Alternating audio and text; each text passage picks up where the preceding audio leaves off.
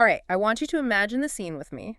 We're going to travel back in time. The date is September 9th, 1964. Okay. It's a Wednesday night, 9 o'clock, and we are in Elmira, New York, and it is hot. And not just regular hot. No, we're talking that really sticky, heavy, oppressive, humid heat that just sort of hangs in the air like a wet blanket. The kind where you open the windows hoping for a breeze, but there's just nothing. Exactly, just nothing. So you have this very specific, grounded atmosphere, and it's in this setting that we find Robert Butts, sitting and waiting. And he's already having a strange night even before things officially get started. Oh, absolutely. This is our hook, our chilling opening. Before the session even begins, Rob is experiencing something. Well, frankly, it's terrifying. It's so unsettling. Yeah. He makes a note that around 8.15, so a good 45 minutes before they're supposed to start, he's trying to get into a relaxed state. Yeah. And he feels his legs being pulled. Pulled, like a muscle cramp or something. No, it's way more specific than that. He describes a strong sensation of being gripped Yeah. on the inside of each ankle. Yeah. And then a distinct downward pull, like something is trying to stretch his legs. Oh, wow. And this isn't just a quick twitch. He says it had duration. He actually had time to sort of lightly explore the sensation in his mind. Okay, so just imagine that. You're sitting in your living room, trying to chill out, and you feel these invisible hands trying to make you taller. It's a very chilling way to start the evening, isn't it? It really is, and it sets the vibe perfectly for what we're covering today. We are taking a deep dive into session 86 of the early sessions, book 3 of the Seth Material. This is such a fascinating session because it has everything. You have that spooky physical stuff like the leg pulling, but also has some just high comedy. Right. And then it pivots into these incredibly complex metaphysical ideas about how we actually construct our own reality. It's a real roller coaster. It really is. Humor, a bit of horror, and some very heavy philosophy. But before we get too far into it, and spoiler alert, there is incense involved, we should do the housekeeping. Yes, we should. We need to state clearly that this deep dive is distributed completely free of charge on all the major platforms, and it's for educational purposes. Exactly. We're here to explore the text, analyze what's going on, and pull out any insights we can. We're not, endorsing a belief system. We're just reporting on what's in the material itself. Okay, so let's get back to that sweltering room in Elmira. We've got Rob, whose legs have just been stretched by something. We have Jane Roberts, who is about to channel the entity we know as Seth, and then the doorbell rings. And in walks Bill Macdonnel, the witness. Bill was a pretty frequent guest at these early sessions, wasn't he? Oh, yeah, he was there a lot. And Bill, he doesn't show up empty-handed. This is where the comedy really begins. This is my favorite part. It's so human. He arrives with rolls of copper sheeting and an incense burner. I mean, to us now, that sounds like he's preparing for, I don't know, a plumbing job. Or maybe a very weird science fair project. Right. But there was a theory behind it. It sounds strange, but they had a specific reason for all this. Yeah, let's unpack that. Why on earth are they bringing out construction materials for a channeling session? Well, Jane had been doing some reading, which makes sense. She's trying to figure out what's happening to her.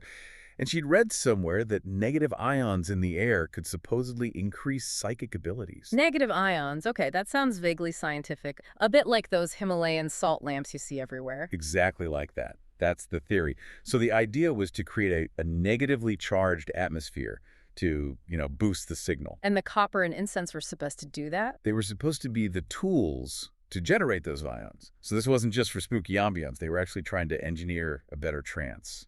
I just love that image. This profound metaphysical event is about to happen, and they're, unrolling copper sheets on the coffee table like it's an arts and crafts project. And Rob, who's always the practical one, he's looking at this little bit of copper and thinking, this isn't going to work. He literally says so in his notes, right? It's something like, I thought the copper insufficient in quantity, but kept my own counsel. Yep. He didn't want to be a buzzkill, but he's looking at it thinking, if you want to change the electrical charge of an entire room, you're going to need a lot more than a few feet of metal sheeting. But he keeps quiet. The experiment goes ahead. So the incense is lit. The room smells, as he puts it, musty and pleasant. The copper is out. They are ready. They think they're ready for high-definition psychic TV. Jane goes into her trance. Her voice changes. Seth arrives. And what's the very first thing this non-physical, multidimensional being does? He roasts them. He absolutely mercilessly roasts them. The sarcasm is just, you can feel it dripping off the page. He comes through and the first thing he says is something like, I appreciate the many and varied preparations made this evening for my expected arrival. You can just hear the cosmic eye roll. It's so good. Yeah. And then he really lets them have it. This is maybe one of my all-time favorite Seth quotes. Oh, I know the one you mean. He says, next, you will undoubtedly suggest that I pose, contemplate what might pass for my navel, carve a likeness, and set it up in the middle of your table. It's just brilliant. He's calling them out on the theatrics. He's basically saying, what's next? You want me to be a little Buddhist statue for you? Is this a show? The contrast is what makes it so funny. You have Jane, Rob, and Bill all sweating in this humid room, taking it all so seriously with their copper sheets. And Seth just thinks it's hilarious. He even says the situation has humorous overtones. He does, but this is the crucial part. He doesn't just mock them. This is classic Seth. He immediately turns it into a teaching moment. Right. He doesn't just leave them feeling foolish. He uses their silly props to explain a universal law. Exactly. He welcomes Bill, calling him by his entity name, Mark, and then he says, nor indeed is the idea behind all this ridiculous in any manner. So he validates the attempt. He's saying, okay, the props are a bit much, but your reason for doing it, that's not ridiculous. He validates the intent. And this is really the first big lesson tonight. Good intentions are highly important, and what you think will work will work. What you think will work will work. I mean, that sounds simple, almost like a self-help cliche. But let's dig into that. What's the mechanic he's talking about? It's basically the placebo effect, but applied to consciousness itself.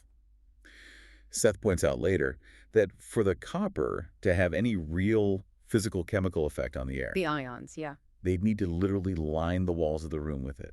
The little bits on the table did absolutely nothing from a scientific standpoint, but from a psychic standpoint, they were powerful. Because they believed they would be. Because their intention was, this will help. Precisely. The ritual creates the psychological permission structure for the experience to happen. If you believe lighting a candle opens a door, then for you, the candle opens the door. It's not the wax, it's the belief you've invested in the object. So they were trying to hack the atmosphere with physics, but they were actually hacking their own belief systems. Which is a much more powerful and direct way to do it. You don't actually need the props. But we're human, you know? We're tactile.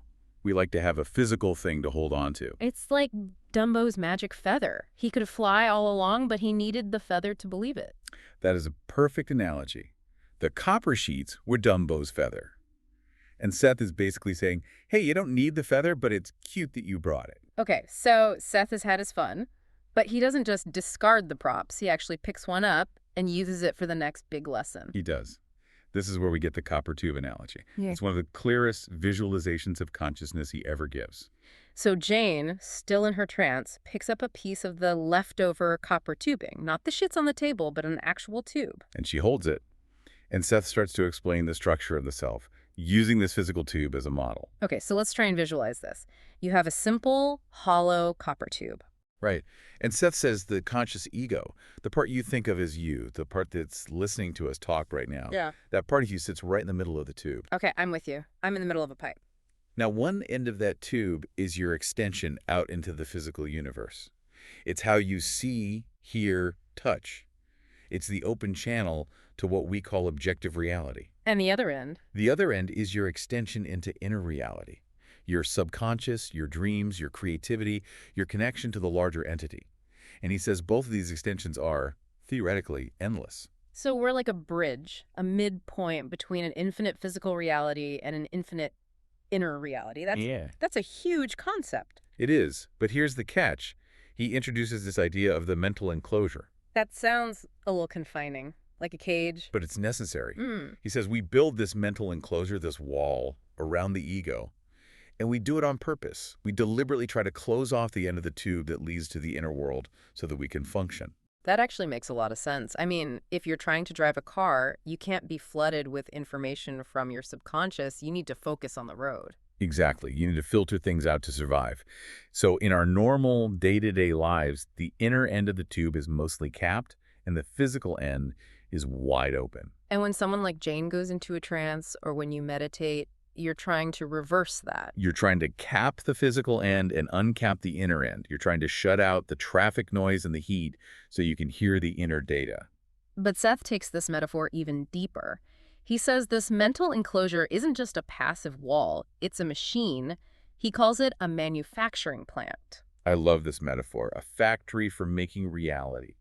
He says, and I'm paraphrasing here, that this mental enclosure is where all material manifestations have to come from. So we're not just observing reality through the tube, we're actually building it inside that enclosure. We are processing it. And this is where he gets into some really specific mechanics. He introduces a concept he calls mental enzymes. Mental enzymes. That phrase really jumped out at me. Biologically, enzymes are catalysts, right? They make chemical reactions happen faster. Right, they're the spark. Yeah. And Seth is applying that same principle to consciousness. He gives this amazing quote, something like, "For simplicity's sake, you may say that ideas are electric and that they spark enzymes within the mechanism that then automatically begin the work of physical construction." Whoa, hold on. Let's break that down. Ideas are electric. That's a huge claim. He's saying a thought isn't just this fluffy, abstract thing. It has an actual energetic charge. It's an impulse. And when you have that idea, that spark, it hits a mental enzyme in your factory. And that enzyme kicks off a chemical and electrical chain reaction that starts to build the idea in the physical world. That's the process he's describing. It's automatic. You feed the raw material, which is the idea, into your manufacturing plant. The enzymes go to work, and the finished product, your physical experience, comes out the other side. And the enzymes don't judge the idea. Not at all. They're neutral. They just process whatever you give them. You give them a thought of fear, they build an experience of fear. You give them the thought of joy, they build an experience of joy. It really makes you want to be careful about what you're feeding into that factory. That's the whole point. We're running this factory 24/7, Yeah. mostly on autopilot, just dumping in anxieties and other people's opinions, and then we're shocked at what comes off the assembly line. And this all loops back to the copper sheets, doesn't it? The metal itself didn't matter. The idea that it would work, that was the raw material they fed into the factory. Exactly. Their mental enzymes took that thought and started to construct the reality of a better session. The magic is just the factory doing its job based on the blueprints you provided. Okay, so we've got the tube and the factory. But Seth's not done with the mind-bending concepts. He then moves on to this paradox. The paradox of extension and contraction. This is such a useful, practical idea, especially for anyone interested in meditation, but it feels completely backwards. Right. Normally when we want to expand our minds, we try to, well, expand. We think Right. big. We try to push our awareness out. And Seth says, maybe you should try the opposite. He says that extension of energy must have contraction as an after effect, and contraction will lead to extension. Like breathing. You can't just inhale. You have to exhale too. It's like that. But his specific instruction is to contract your consciousness if you want to expand it. He says, concentration upon 1 minute limited contracted object will result in consciousness expansion. So instead of trying to be a floodlight, be a laser beam. Focus all of your mental energy down to a single tiny point. Yes. He uses the image of a tight fist. If you clench your consciousness into a tight fist and then you let go. Boom, it explodes outward, the rebound effect. Exactly. Whereas if you just start by trying to expand, there's no pressure behind it. The energy just dissipates, becomes weak. So, practically speaking, if you're feeling scattered and overwhelmed, don't try to connect with the universe. Instead, try to connect with, I don't know, a single dust mote floating in a sunbeam. Precisely. Focus on the smallest possible point. And he gives this beautiful reason why. He says, within even the molecule and atom, there exists capsule comprehension. Meaning the whole universe is contained in the smallest part. It's holographic. Yes. If you can understand one piece completely, you understand everything. It's a profound instruction. So while all this is going on, this incredible metaphysical lecture, we have to remember the setting. It's hot, the windows are open. And it's noisy. The neighbor's phonograph is playing loudly. There's heavy traffic outside. Reality is making itself known. And Jane is getting distracted by it, which is interesting, right? You'd think if you're channeling a non-physical being, a little music wouldn't matter. But it does. And because of the noise, Seth actually decides to end the session early. It stops at 9:55 p.m., which is very short for them. And the reason he gives for this is the ultimate twist, and it ties everything together. It's perfect. He says the noise isn't objectively a problem. The sound waves aren't interfering with the psychic waves or anything like that. No, the problem is that Jane had read that they were supposed to be a problem. He says it may be significant that such distractions did not bother him until he read that they were supposed to. She read a book. Some book on mediumship probably said, you must have absolute quiet.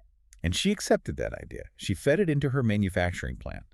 And her mental enzymes obediently constructed a reality where noise was a block. She literally programmed her own failure for the session. If she had read a book that said, loud traffic noise supercharges psychic energy, then the traffic would have helped her. It's the same principle as the copper.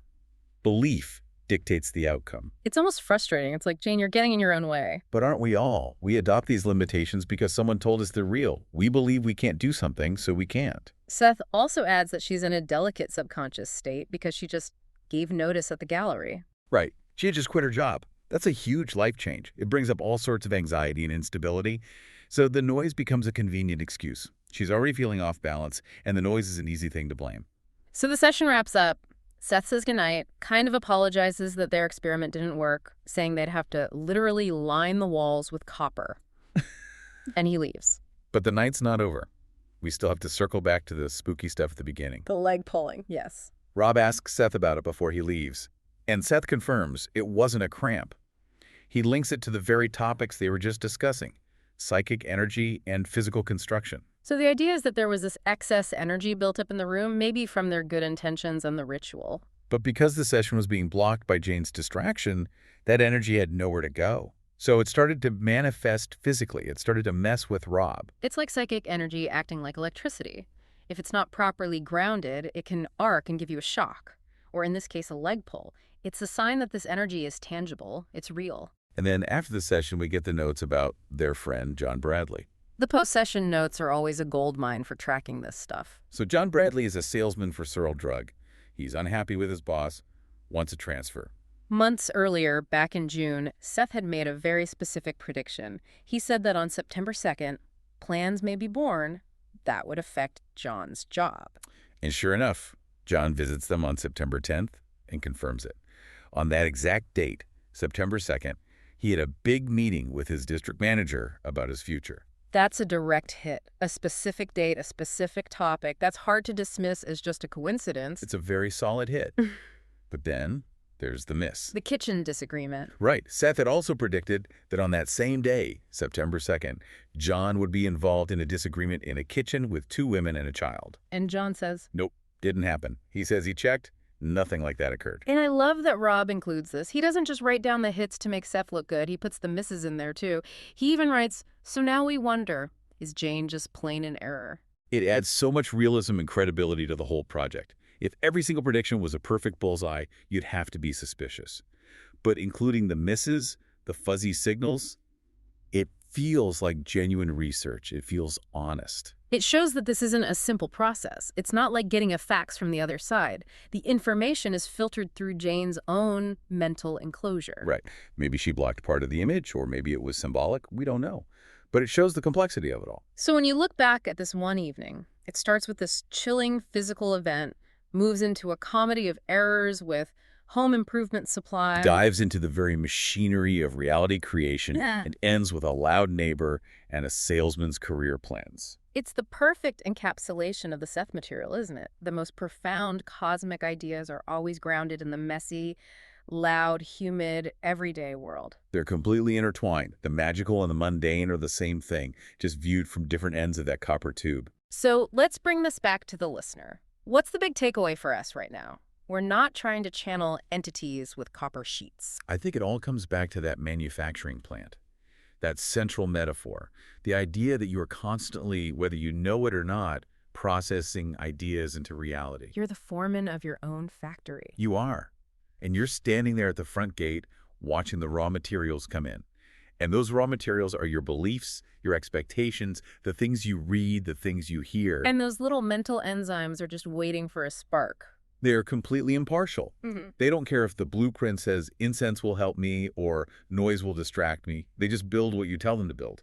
So if you tell your factory, I can't focus with all this noise, The factory diligently builds you a reality where you can't focus. But if you tell it this noise is just background energy, it doesn't affect me, the factory builds that reality instead. It's incredibly empowering and also a little bit scary. It removes a lot of our excuses. It puts all the responsibility right back on that little ego sitting in the middle of the tube. You choose what thoughts you're going to allow to become the sparks that start the assembly line. And hey, if you need a prop, a magic feather to help you believe it, go for it. Exactly. Just know that it's your belief doing the heavy lifting, not the feather. As Seth said, good intentions are highly important. The universe responds to what you intend. That feels like the perfect place to start wrapping up this deep dive. I think so too. It's a powerful place to land. Of course, we want to give full credit to the source. This all comes from Session 86 of the Early Sessions, Book 3 of the Seth Material, and it's published by the New Awareness Network. And if this discussion sparks something in you, if it triggered one of your own mental enzymes, we can't recommend the original books enough. There is so much more depth and nuance in the original text than we could ever cover here. You can find the books and a lot more information by visiting setcenter.com/the-early-sessions. Please go support their work. It is an absolutely endless well of fascinating material. And a reminder, as always, that this deep dive is distributed free of charge on all major platforms, purely for educational purposes. So as you go about the rest of your day, your week, I want to leave you with one final thought. Just try to picture that mental manufacturing plant inside you. It's running right now. The conveyor belts are moving. The enzymes are ready. And just take a look at the products coming off the line. Look at your experiences, your mood, your physical feelings. And then ask yourself, what raw materials, what ideas did I feed into the machine to get this result? And maybe, just maybe, try feeding it a different blueprint tomorrow. Thanks for listening. Good evening.